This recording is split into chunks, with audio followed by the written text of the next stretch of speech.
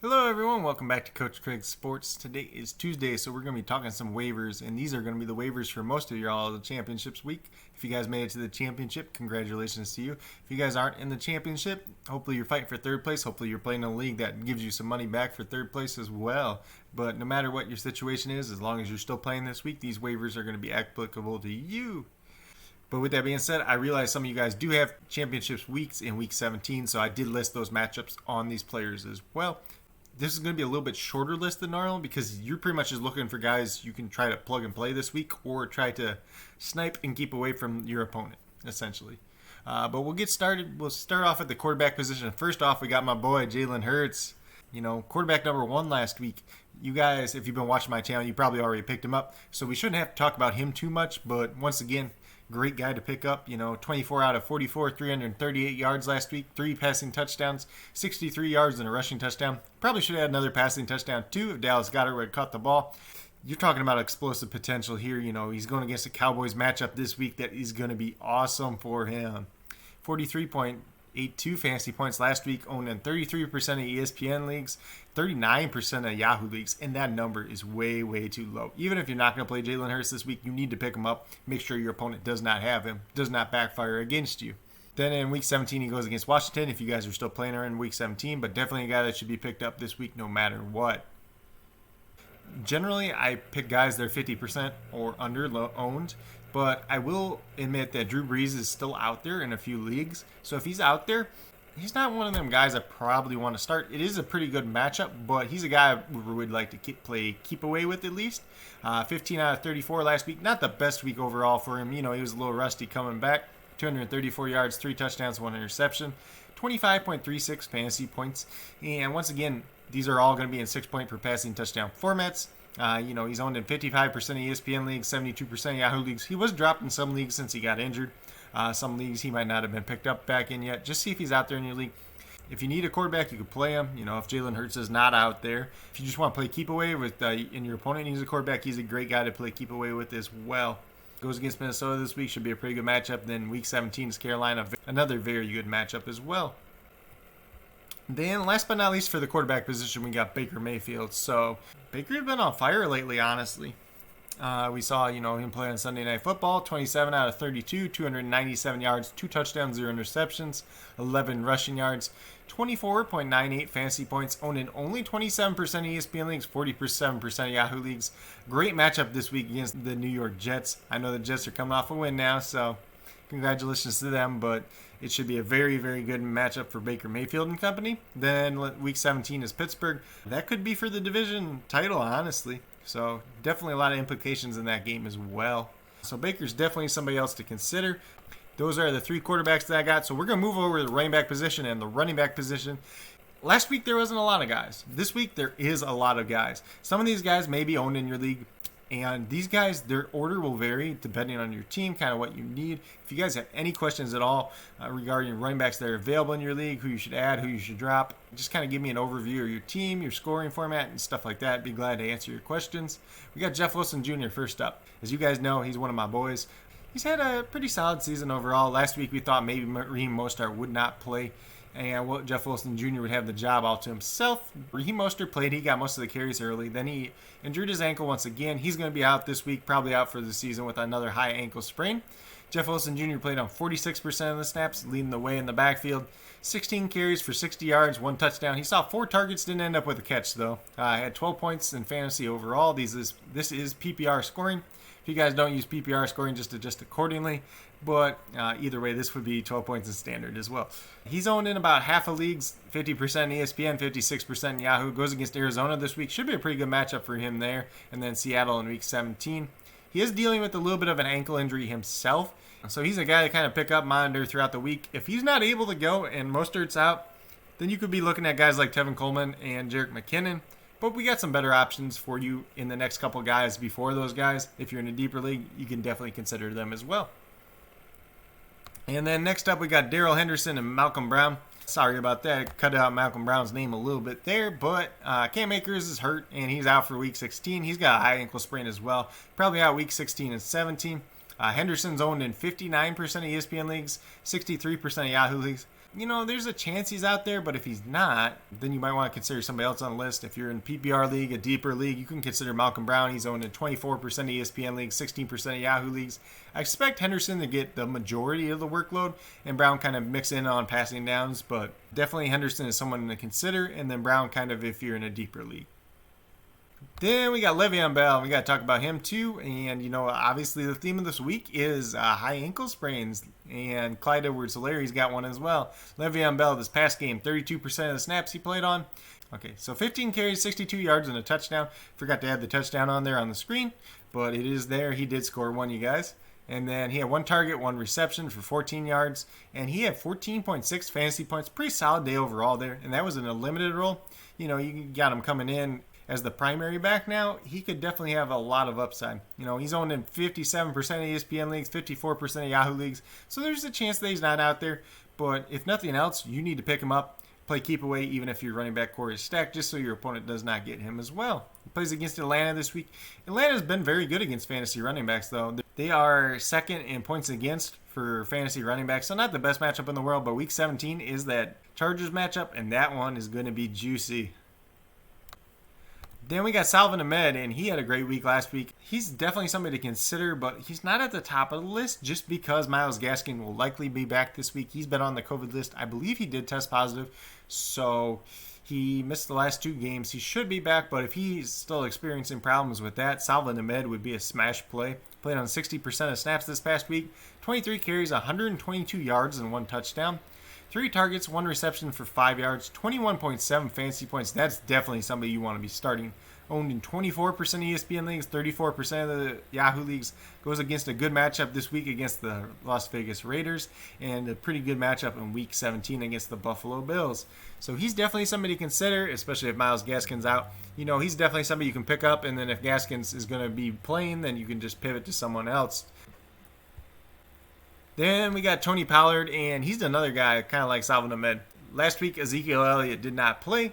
He's dealing with the calf injury, a bruised thigh, and pretty much everything else that he's been dealing with this year. Played on 90% of snaps this past week, 12 carries, 69 yards, and 2 touchdowns. One of those carries was for 40 yards. If you take that out, his day wasn't quite as good, but he still got the 2 touchdowns. Still effective in the passing game, 9 targets, 6 receptions, 63 yards.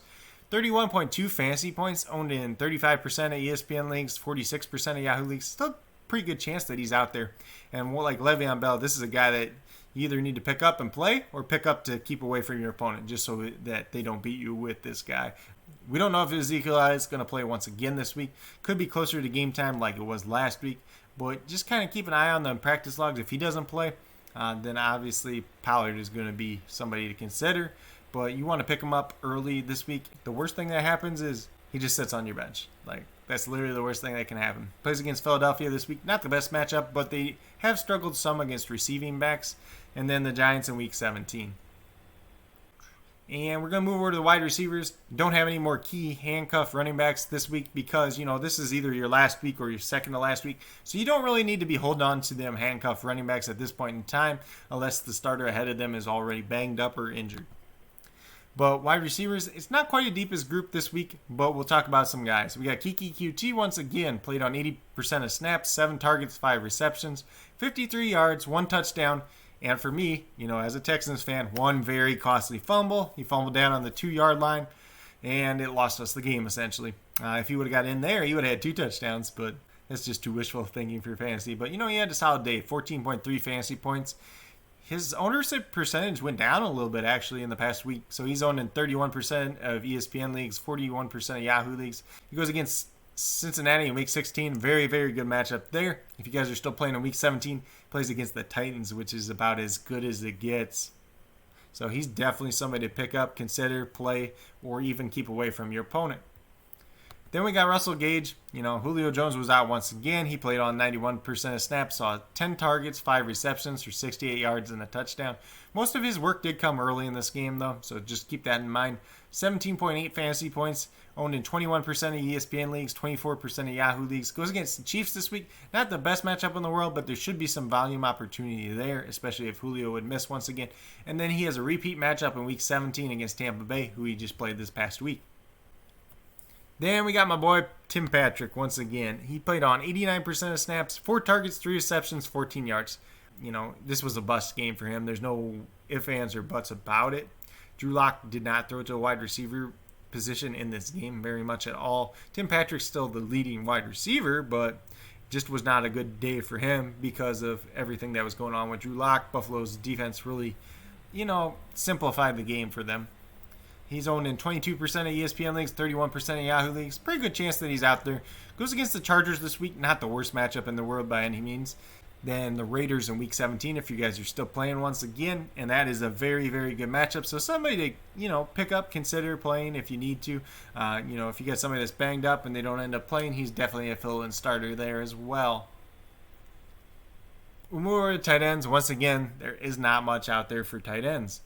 So we got Dalton Schultz. I mentioned him probably starting a month ago. Week 14, week 16, you could play him. Week 15 was going to be the bad week. Week 15 actually didn't even end up being that bad of a week. He played on 88% of snaps, 2 targets, 2 receptions, 14 yards, and a touchdown. If you take away the touchdown, he didn't do much. 9.4 fantasy points there. Owned in 29% of ESPN leagues, 19% of Yahoo leagues. Goes against the Eagles this week, which is one of the better matchups in all of football for fantasy tight ends. So definitely someone to consider this week. Goes against the Giants in Week 17, which is kind of a hit or miss matchup for tight ends overall. So definitely probably the best guy out there this week. Then we got Kmet once again. We already talked about him last week. He played on 100% of snaps, which is crazy for any tight end in general. But then when you account for the fact that he's a rookie, it's even more impressive. The sad part is he only had 2 targets for 2 receptions and 12 yards, 3.2 fantasy points, so not a good day at all there. He goes against Jacksonville this week, should be a very good matchup. Week 17 is versus Green Bay. Not the best matchup in the world there. Green Bay's been pretty solid against tight ends this year. Owned in 14% of ESPN leagues, 12% of Yahoo leagues. And, he's somebody to definitely consider picking up. He's definitely going to be on the field, and hopefully he gets some more targets this week. But with that being said, if you guys are looking for waiver wire tight ends, just leave a comment down below who you got, who's available, the type of league that you're in, and, just an overall of your matchup. I'll help you guys out as best as I can with that as well. Then last but not least, we got the defenses to consider for Week 16. And these are the ones that are under 50% owned or just about. And it's honestly a tough crop this week.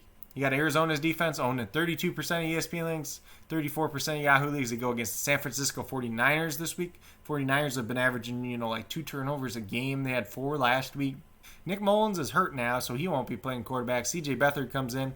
His career statistics aren't the best. It might actually be an upgrade over Nick Mullins in the turnover department, but still a very good matchup for Arizona.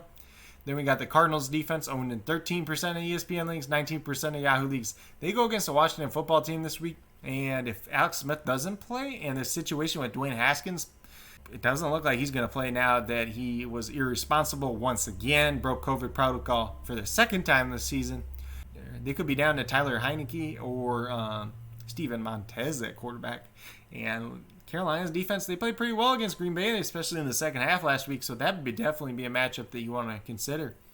Then we got Washington football team. They're on a 52% of ESPN leagues, 34% of Yahoo leagues. Go against the Carolina this week. Washington's definitely got a good defense. They've been putting points up on the board. For some reason, they're not very owned. It might just be because they played Seattle last week, but they played pretty tough against them too as well. Carolina, if they don't have Christian McCaffrey, their offense isn't that much. I know DJ Moore is a very good player, but, if this pass rush can get to Teddy Bridgewater, and Teddy Bridgewater plays like Teddy Bridgewater, it's not even going to be close. And the Washington football team, they're going to put up some points on defense for sure in that case.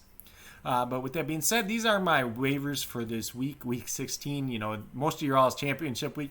If you guys are playing in Week 17 as well, wish you luck this week and next week. If you guys are just playing in the championship this week, I wish you luck this week. If you guys have any questions at all, please do not hesitate to ask me, whether it's down in the comments, at my email, coachcraigsports@gmail.com, on Twitter at CoachCraigSport, or on the Coach Craig Sports Facebook page. If you guys are new to my channel, please consider subscribing.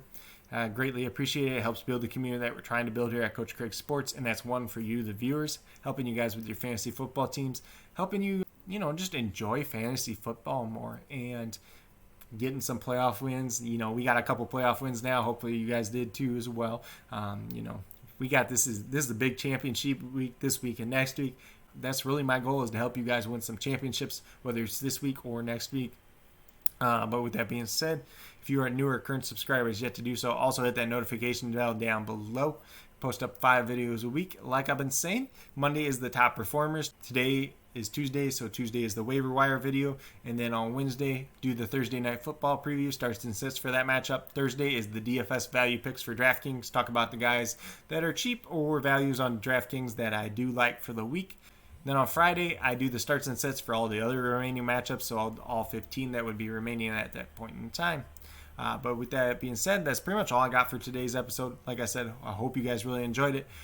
This is a big waiver week. If you guys have any questions at all, do not hesitate to ask me, because I am here for you guys and I want to help you guys succeed, especially in this championship week, whether it's this week or next week.